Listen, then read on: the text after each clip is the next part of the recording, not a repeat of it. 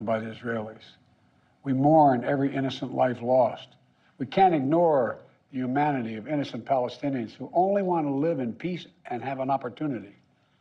You know, the assault on Israel echoes nearly 20 months of war, tragedy, and brutality inflicted on the people of Ukraine, people that were very badly hurt since Putin launched his all-out invasion. We've not forgotten the mass graves, the bodies found bearing signs of torture, rape used as a weapon by the Russians, and thousands of Ukrainian children forcibly taken into Russia, stolen from their parents. It's sick. Hamas and Putin represent different threats, but they share this in common. They both want to completely annihilate a neighboring democracy, completely annihilate it. Hamas' stated purpose for existing is the destruction of the state of Israel and the murder of Jewish people. Hamas does not represent the Palestinian people. Hamas uses Palestinian civilians as human shields, and innocent Palestinian families are suffering greatly because of them. Meanwhile, Putin denies Ukraine has or ever had real statehood. He claims the Soviet Union created Ukraine. And just 2 weeks ago, he told the world that if the United States and our allies withdraw, and if the United States withdraw, our allies will as well, military support for Ukraine would have, quote, a week left to live, but we're not withdrawing. I know these conflicts can seem far away, and it's natural to ask, why does this matter to America? So let me share with you why making sure Israel and Ukraine succeed is vital for America's national security. You know, history has taught us that when terrorists don't pay a price for their terror, when dictators don't pay a price for their aggression, they cause more chaos and death and more destruction. They keep going, and the cost and the threats to America and the world keep rising. So if we don't stop Putin's appetite for power and control in Ukraine, he won't limit himself just to Ukraine. Putin's already threatened to remind, quote, remind Poland that their Western land was a gift from Russia. One of his top advisors, a former president of Russia, has called Estonia, Latvia, and Lithuania Russia's Baltic provinces. These are all NATO allies. For 75 years, NATO has kept peace in Europe and has been the cornerstone of American security. And if Putin attacks a NATO ally, we will defend every inch of NATO which the treaty requires and calls for. We'll have something that we do not seek. Make it clear, we do not seek. We do not seek to have American troops fighting in Russia or fighting against Russia. Beyond Europe, we know that our allies, and maybe most importantly, our adversaries and competitors, are watching. They're watching our response in Ukraine as well. And if we walk away and let Putin erase Ukraine's independence, would-be aggressors around the world would be emboldened to try the same. The risk of conflict and chaos could spread in other parts of the world, in the Indo-Pacific, in the Middle East, especially in the Middle East. Iran is supporting Russia in Ukraine, and it's supporting Hamas and other terrorist groups in the region, and will continue to hold them accountable, I might add. The United States and our partners across the region are working to build a better future for the Middle East. One where the Middle East is more stable, better connected to its neighbors, and through innovative projects like the India-Middle East-Europe Rail Corridor that I announced this year at the summit of the world's biggest economies. More predictable markets, more employment, less raids, less grievances, less war when connected. It benefits the people who would benefit the people of the Middle East and would benefit us. American leadership is what holds the world together. American alliances are what keep us, America, safe.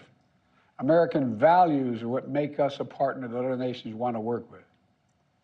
To put all that at risk, if we walk away from Ukraine, if we turn our backs on Israel, it's just not worth it. That's why tomorrow I'm going to send to Congress an urgent budget request to fund America's national security needs, to support our critical partners, including Israel and Ukraine. It's a smart investment that's going to pay dividends for American security for generations. Help us keep American troops out of harm's way. Help us build a world that is safer, more peaceful, more prosperous for our children and grandchildren. In Israel, we must make sure that they have what they need to protect their people today and always. The security package I'm sending to Congress and asking Congress to do is an unprecedented commitment to Israel's security. that will sharpen Israel's qualitative military edge, which we've committed to, the qualitative military edge. We're going to make sure Iron Dome continues to guard the skies over Israel. We're going to make sure other hostile actors in the region know that Israel is stronger than ever and prevent this conflict from spreading. Look, at the same time, President Netanyahu and I discussed again yesterday the critical need for Israel to operate by the laws of war. That means protecting civilians in combat as best as they can. The people of Gaza urgently need food, water, and medicine. Yesterday, in discussions with the leaders of Israel and Egypt, I secured an agreement for the first shipment of humanitarian assistance from the United Nations to Palestinian civilians in Gaza. If Hamas does not divert or steal these shipments, we're going to provide an opening for sustained delivery of life-saving humanitarian assistance for the Palestinians. As I said in Israel, as hard as it is, we cannot give up on peace. We cannot give up on a two-state solution. Israel and Palestinians equally deserve to live in safety, dignity, and peace. You know, and here at home, we have to be honest with ourselves. In recent years, too much hate has given too much oxygen, fueling racism, the rise of anti-Semitism, and Islamic phobia, right here in America. It's also intensified in the wake of recent events that led to the horrific threats and attacks that both shock us and break our hearts. On October 7th, terror attacks have triggered deep scars and terrible memories in the Jewish community. Today, Jewish families worried about being targeted in school, wearing symbols of their faith, walking down the street, or going out about their daily lives. And I know many of you in the Muslim American community, the Arab American community, the Palestinian American community, and so many others are outraged and heartened, saying to yourselves, here we go again with Islamophobia and distrust we saw after 9/11. Just last week, a mother was brutally stabbed. A little boy, here in the United States, a little boy who just turned 6 years old was murdered in their home outside of Chicago. His name was Wadiha, a proud American, a proud Palestinian American family. We can't stand by and stand silent when this happens. We must, without equivocation, denounce anti-Semitism. We must also, without equivocation, denounce Islamophobia. And to all you hurting, those of you hurting, I want you to know I see you. You belong. And I want to say this to you. You're all America. You're all America. This is in a moment, in moments like these, when fear and suspicion, anger and rage run hard, that we have to work harder than ever to hold on to the values that make us who we are. We're a nation of religious freedom, freedom of expression. We all have a right to debate and disagree without fear of being targeted in schools or workplaces or in our communities. I must renounce violence and vitriol. See each other not as enemies, but as fellow Americans. When I was in Israel yesterday, I said that when America experienced the hell of 9/11, we felt enraged as well. While we sought and got justice, we made mistakes. So I cautioned the government of Israel not to be blinded by rage. And here in America, let us not forget who we are. We reject all forms of hate, whether against Muslims, Jews, or anyone. That's what great nations do, and we are a great nation. On Ukraine, I'm asking Congress to make sure we can continue to send Ukraine the weapons they need to defend themselves and their country without interruption, so Ukraine can stop Putin's brutality in Ukraine. They are succeeding. When Putin invaded Ukraine, he thought he would take Kyiv and all of Ukraine in a matter of days. Well, over a year later, Putin has failed, and he continues to fail. Kyiv still stands because of the bravery of the Ukrainian people. Ukraine has regained more than 50% of the territory Russian troops once occupied, backed by U.S.-led coalition of more than 50 countries around the world, all doing its part to support Kyiv. What would happen if we walked away? We are the essential nation.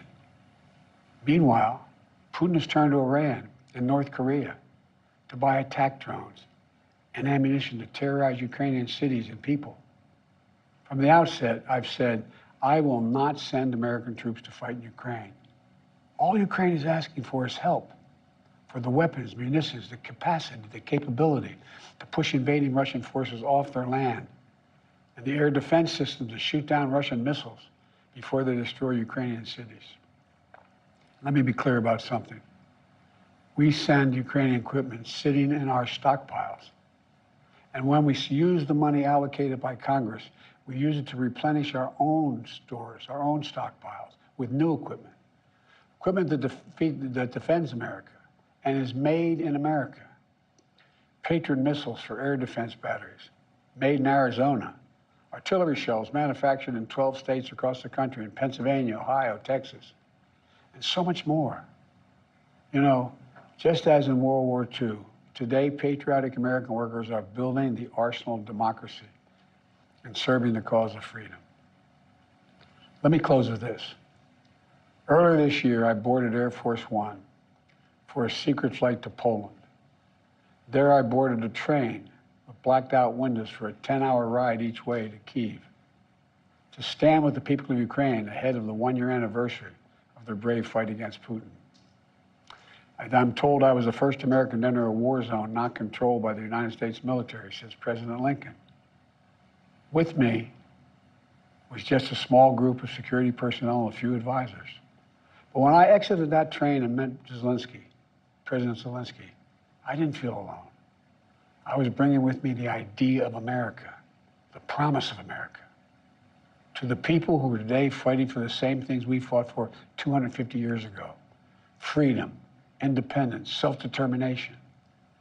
And as I walked through Kyiv with President Zelensky, with air raid sirens sounding in the distance, I felt something I've always believed, more strongly than ever before. America is a beacon to the world. Still. Or as my friend Madeleine Albright said, the indispensable nation.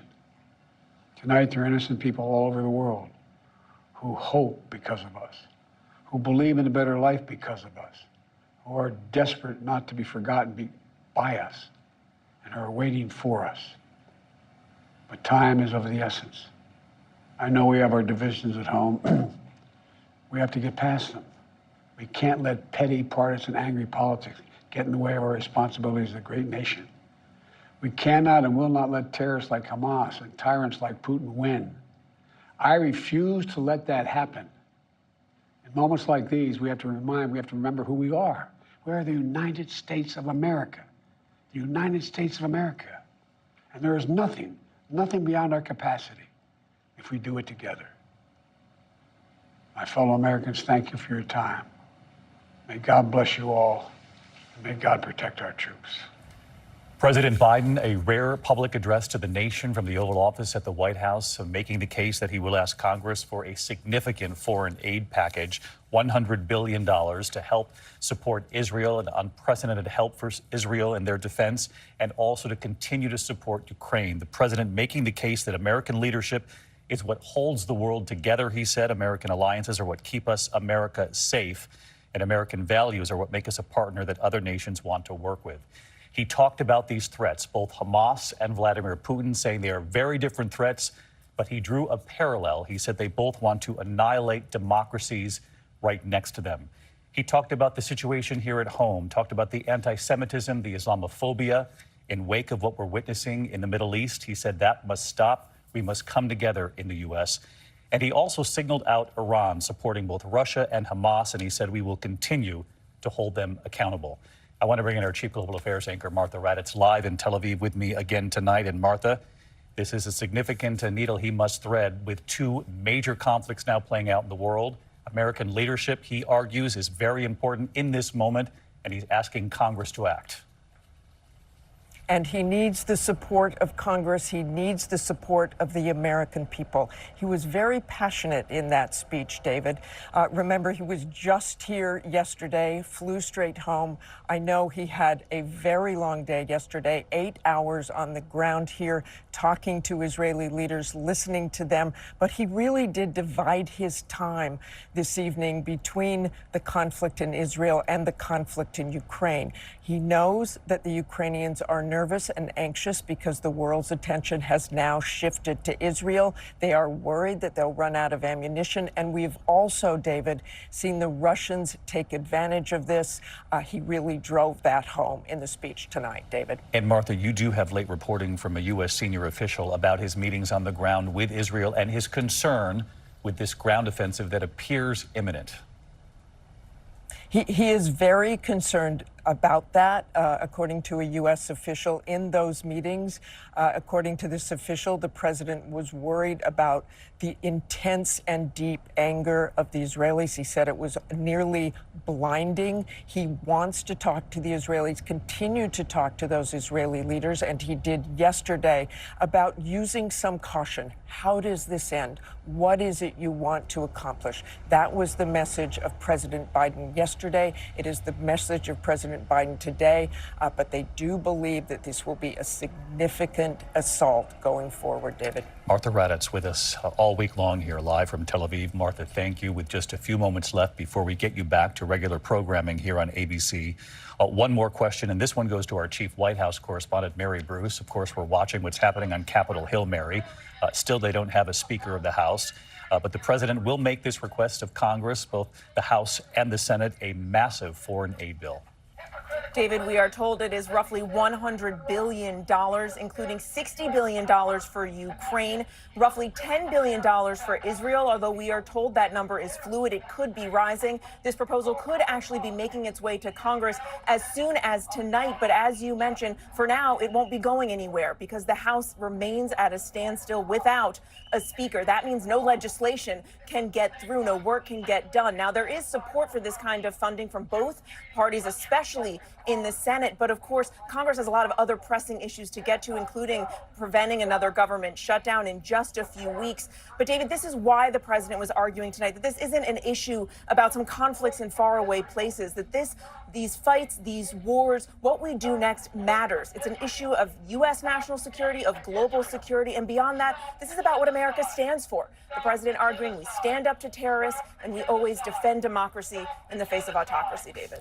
Mary Bruce, our chief White House correspondent. We should mention that behind Mary, the White House lit up in pink for breast cancer awareness. And of course, we can hear the voices, the people on all sides of this as we watch this unfold in the Middle East, making their voices heard just outside the White House grounds there. Mary Bruce with us live.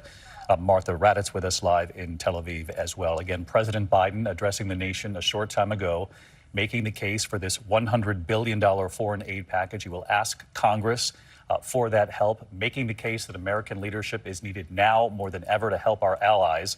Of course, talking about Israel, unprecedented help for their Iron Dome and other defense capabilities, and continued help, he said, for Ukraine. And as I mentioned earlier, saying these two threats very different, Putin and Hamas, but one thing is similar, he said, they both want to destroy democracies that are their neighbors. I'm David Muir in New York. We continue with ABC programming here in just a moment. Good night. This has been a special report from ABC News.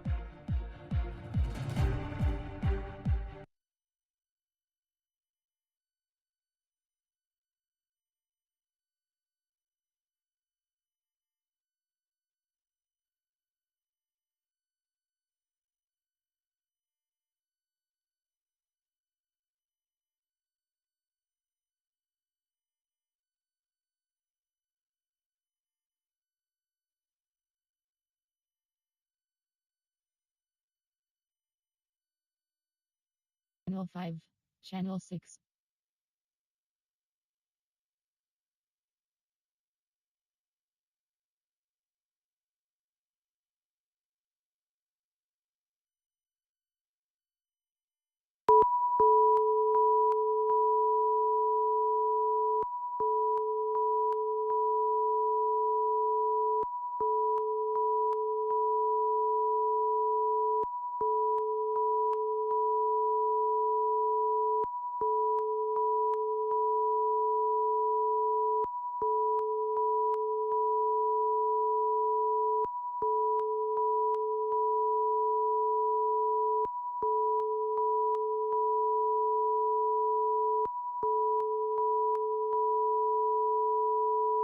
Channel 1, Channel 2, Channel 3, Channel 5, Channel 6.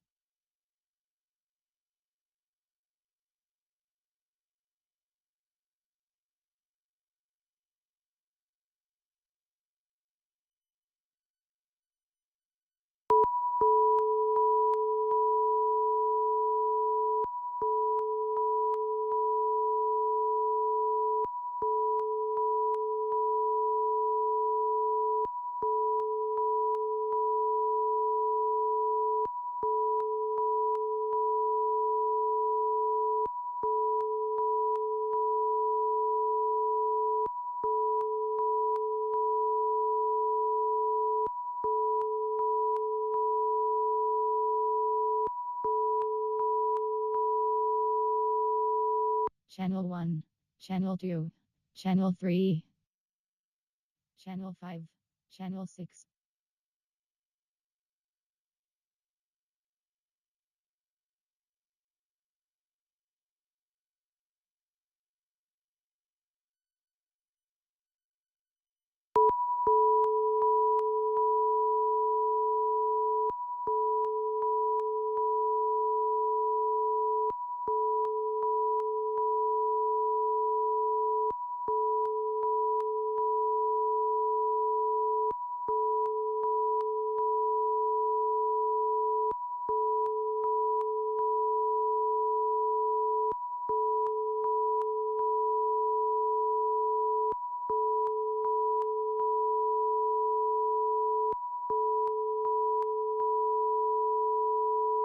Channel 1, Channel 2, Channel 3, Channel 5, Channel 6.